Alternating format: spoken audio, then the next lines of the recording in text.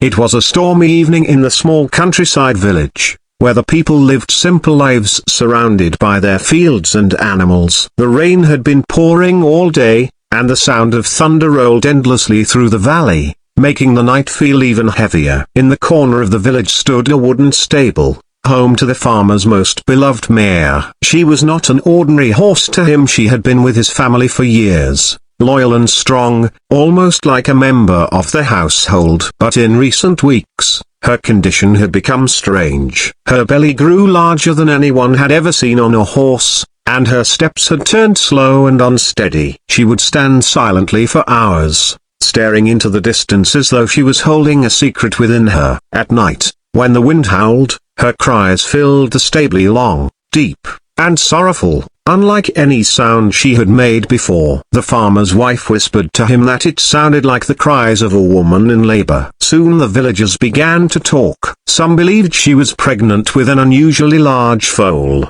while others muttered darker things, or that the horse was cursed or carrying something unnatural. Children dared each other to peek into the stable, only to run away frightened after hearing her groans. The old women of the village shook their heads and warned that such signs were never ordinary. On that stormy night, the air around the stable was heavy with tension. Lamps flickered as curious neighbors gathered, their shadows stretching across the muddy ground. The mare lay restless, her body shivering, her eyes glistening with a strange light. Everyone could sense it. Something beyond their imagination was about to unfold. The storm raged louder as the night deepened, and inside the stable the mare finally collapsed onto the hay, her breathing sharp and uneven. The farmer knelt beside her, his hands trembling, sweat mixing with the rain that dripped from his face. He thought this was the moment when a foal would come into the world. But nothing had prepared him for what followed. With every shudder of her body, the atmosphere grew more unbearable. The villagers pressed closer to the doorway,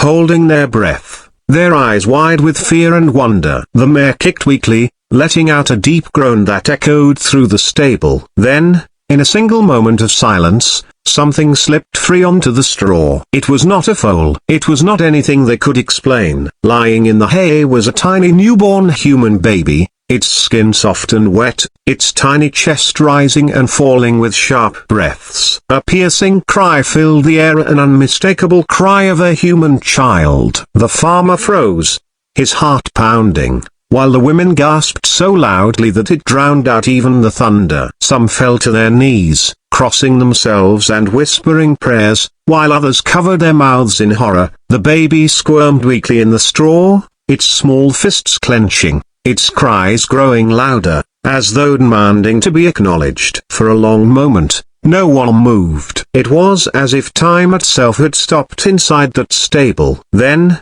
with shaking hands, the farmer reached down and lifted the infant into his arms. The warmth of the child's body, the softness of its skin, the way its tiny fingers grasped his thumb, all of it was real. Murmurs filled the room. Some villagers whispered that this was a divine sign, a miracle sent from heaven. Others muttered darkly that such a thing could only be the work of curses or spirits. Children clung tightly to their mothers, afraid to look, yet unable to turn away. The farmer's wife, pale and trembling, could only stare, her lips moving soundlessly as tears rolled down her face. And in that chaotic moment, a thunder crashing above, rain hammering the stable roof, or the world changed forever. For the first time in human memory, a child had been born not from a woman, but from the stomach of a horse.